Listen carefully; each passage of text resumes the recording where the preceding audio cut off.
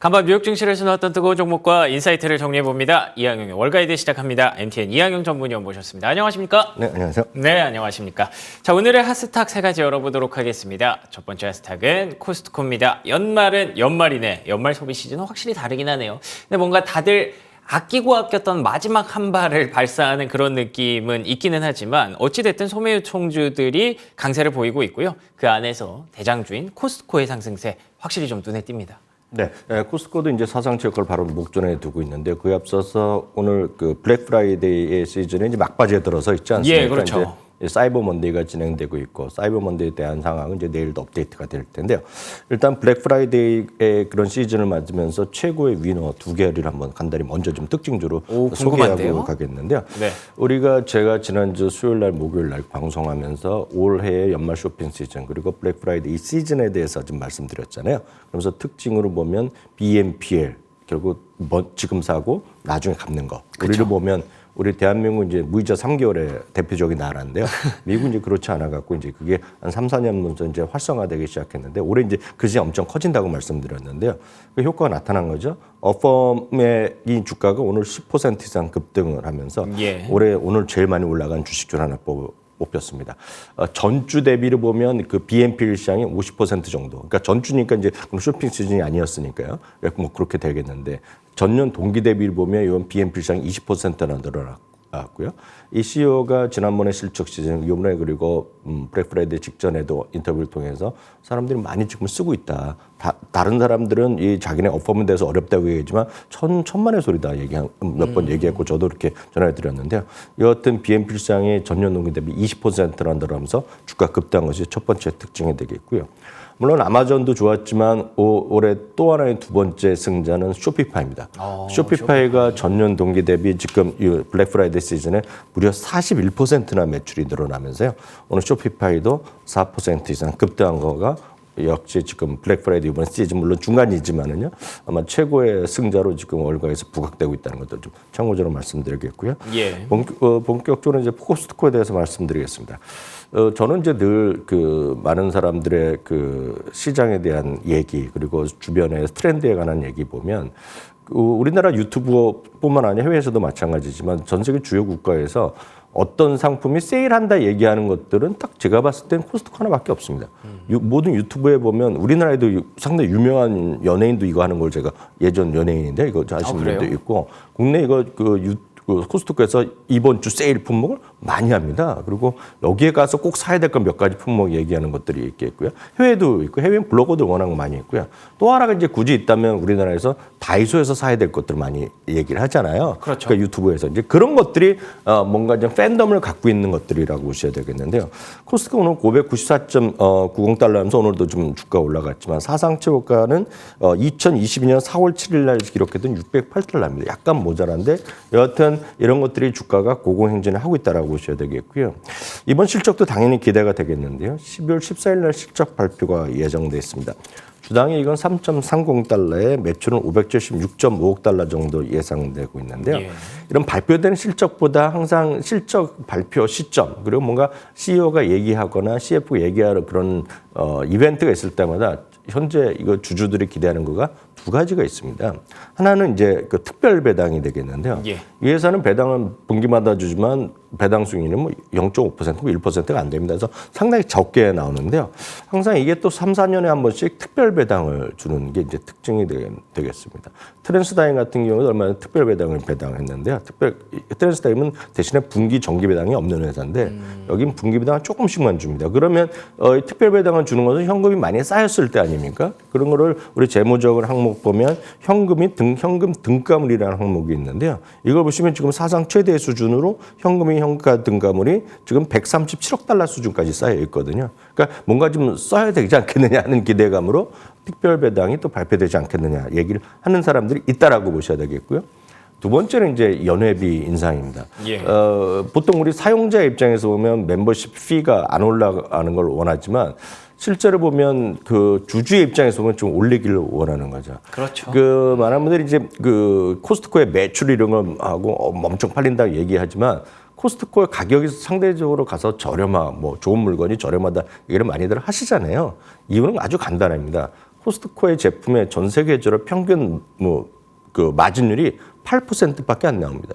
그러면 상대적으로 월마트가 어느 정도 되냐면 보통 30% 정도 온도래 되고 우리나라 마트도 제가 보기엔 그 정도라고 얼추 알고 있거든요. 그러니까 만큼 판매 관리비가 많이 들어가는 건데 코스트코는 그걸 아주 최소한을 줄여서 8%고 그럼 이 회사의 대부분의 매출이 이익은 어디서 나오느냐? 회비 있잖아요. 바로 회비입니다. 회비. 예. 회비가 늘어나야 되는 거거든요. 그러니까 회비를 조금만 올리면 그대로 그냥 이익으로 바로 잡히는 그런 구조라고 보셔야 되겠는데요. 코스트코는 평균 5.5년마다 인상을 했고요. 평균 5달러에서 10달러씩 올라갔습니다. 기본형이 5달러, 이규적 히트비용이 10달러 올라가는 게 상례였는데요. 마지막 인상이 2017년 7월 1일이었습니다. 그러니까 지금 보면 6년하고도 많이 넘어갔거든요. 그래서 작년부터 계속 얘기가 나올 때마다 회사에서 매번 얘기한 거가 우린 그렇게 사업을 하지 않는다. 지금 고객이 어려운데 어떻게 우리가 인플레이션 때문에 어려운데 올릴 수 없다 얘기했는데 지난번에 약간 톤이 바뀌었습니다. 아직은 발표할 게 없지만 고민을 하고 있다 그런 정도 얘기를 했거든요. 그러니까 언제라도 이런 두 가지가 이벤트가 있을 수 있다라는 것에 좀 방점이 찍혀 있다라고 보셔야 되겠고요. 9월 이후 최소한 15곳이 목표 주가가 올린 것도 있다라고 보셔야 되겠습니다. 그러면 코스트코의 위력이 어느 정도 되냐면 우리나라에서 한 5년 전인가요? 우리나라 코스트코는 이제 특징적으로 그 회사에서만 쓸 수 있는 이제 카드가 정해져 있잖아요. 그렇죠. 그때 예. 이때 현대 카드가 여길 파트너십이 되면서 맞습니다. 그 당시에 비자 카드가 엄청나게 현대 비자가 많이 늘어난 걸로 알려져 있거든요. 여튼 비자도 오늘 사상체권 약간 쉬었지만 비자 마스터 같은 흐름이다라고 이해하시면 되겠습니다. 알겠습니다. 코스트코의 두 가지 포인트, 특별 배당과 연회비 인상 이 얘기를 꾸준히 좀 해주고 계신데 조만간 좀 나왔으면 좋겠는데 어쨌든 주가가 계속 그 기대감도 싣고 달리고 있는 것 같습니다. 자, 그러면 이어서 두 번째 하스탁은 세일즈포스입니다. 내년 성장은 둔화될 것이다. 시티그룹에서 평가한 내용입니다. 마진이 고점에 다다르면서 성장률이 한 자릿수로 줄어들 것이다 라는 전망인데요. 실적 발표 얼마 안 남았더라고요. 어떻게 보십니까? 맞습니다. 이번에 29일 날 발표하는데요. 네. 아시다시피 이 회사는 고객 관계 관리죠. CRM의 전 세계 1위 회사고요. 그렇죠. S&P 500 기업의 거의 한 90%가 이 회사의 고객이고 우리나라 대기업도 대부분은 CRM 고객입니다. 그래서 여러분 취업하시는 분들 이렇게 보면 IT 쪽에 있는 분은 CRM 이쪽 프로그램 하는 것도 학원에서 배울 정도거든요. 그러니까 이런 것들이 상당히 이제 모델이 되는 그런 기업이라고 보셔야 되겠습니다. 작년에는 최악의 다우지수였는데 올해는 얼마 전까지 최고의 다우였고 올해는 이제 지금 최근에는 인텔이 더 올라가면서 인텔이 최고의 주식을 순서로 바뀌었지만 작년에 엄청나게 떨어졌던 주식이 올해는 급부상했다라고 보셔야 되겠습니다.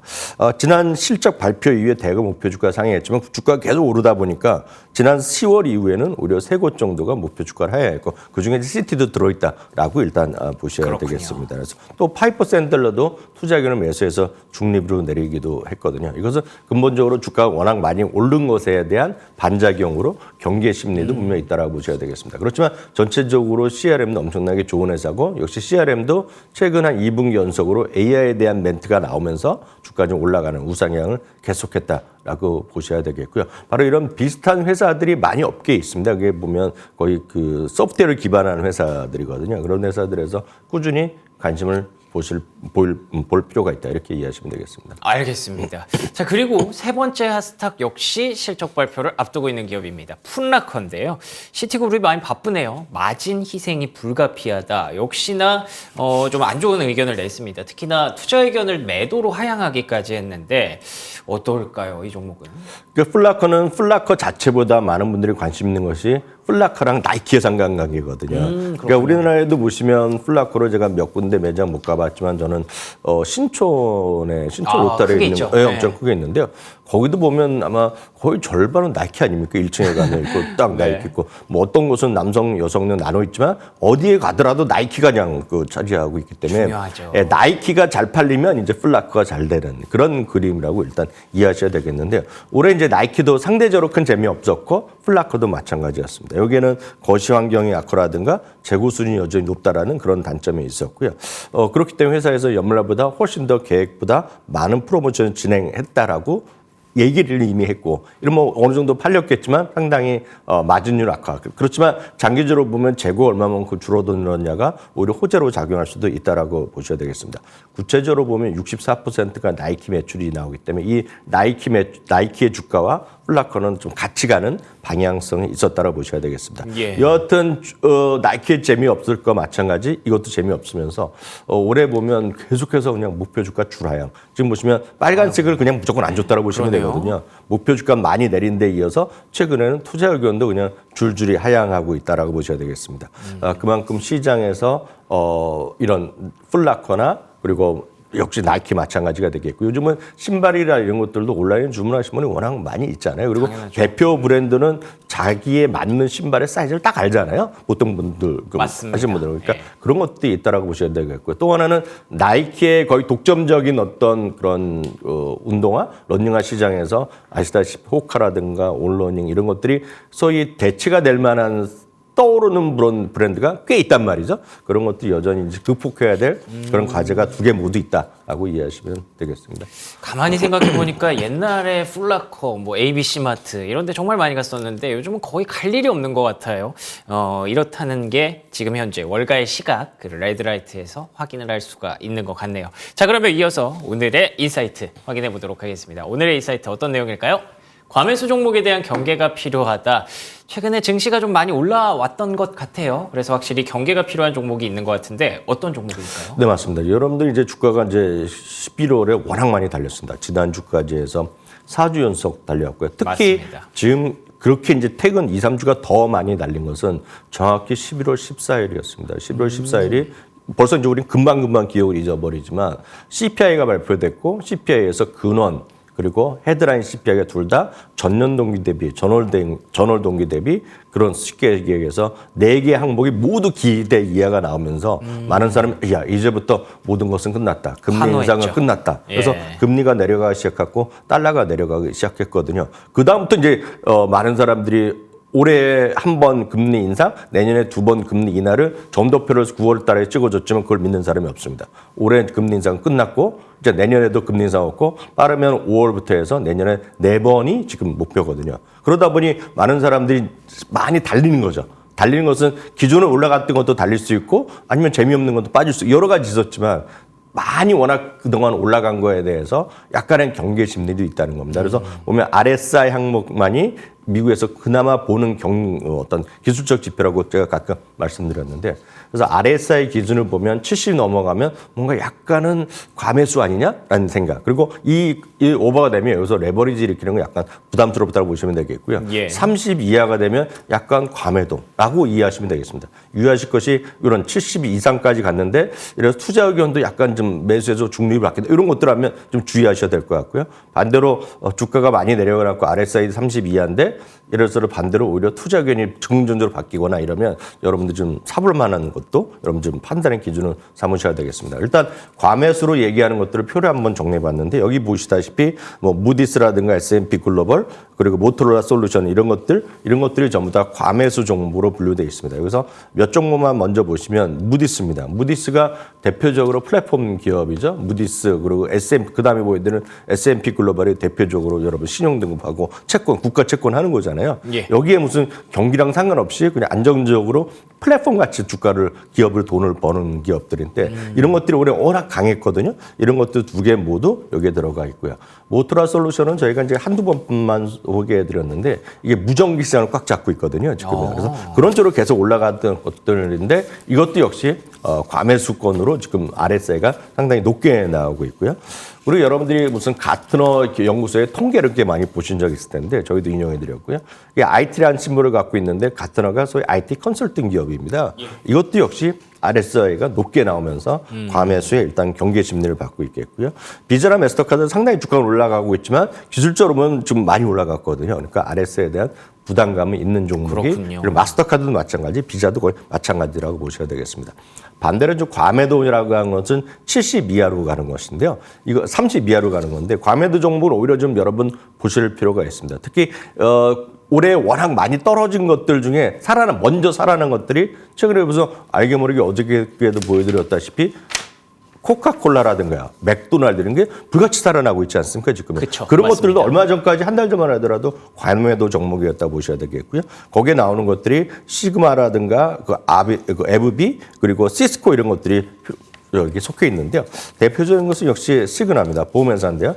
약간 제가 봤을 때 약간 어이없게 주가 좀 최근에 떨어졌다라고 보셔야 되겠고요. FB 같은 것들은 올 한 해 쉽게 얘기해서 일라이 릴리 그리고 노보노디스크 제외하고는 제약주가 다 안 좋아졌는데 이런 예. 것들에 대한 다른 제약 업종의 반등이 좀 이어가고 있다라고 보셔야 되겠고요. 시스코는 이번에 실적이 좀 실망스럽게 나왔지만 그럼에도 불구하고 주가가 좀 과하게 떨어졌다는 인식. 물론 시간이 걸릴 수 있겠지만 과매도 구간에 있는 것만은 틀림없다라고 이해하시면 되겠습니다. 알겠습니다. 과매수 과매도 종목에 대해서 여러분들의 접근 전략 한번 다양하게 확인해 보시면 좋을 것 같습니다. 지금까지 이항영 MTN 전문위원과 함께했습니다. 오늘도 좋은 말씀 고맙습니다. 네, 굿모닝 글로벌 화요일 순서 여기서 마무리 짓겠습니다. 저희는 내일 아침 5시 55분에 돌아옵니다. 이어지는 출발 성공 투자 역시 MTN 머니투데이 방송과 계속해서 함께해 주시기 바랍니다. 시청해 주신 여러분 고맙습니다.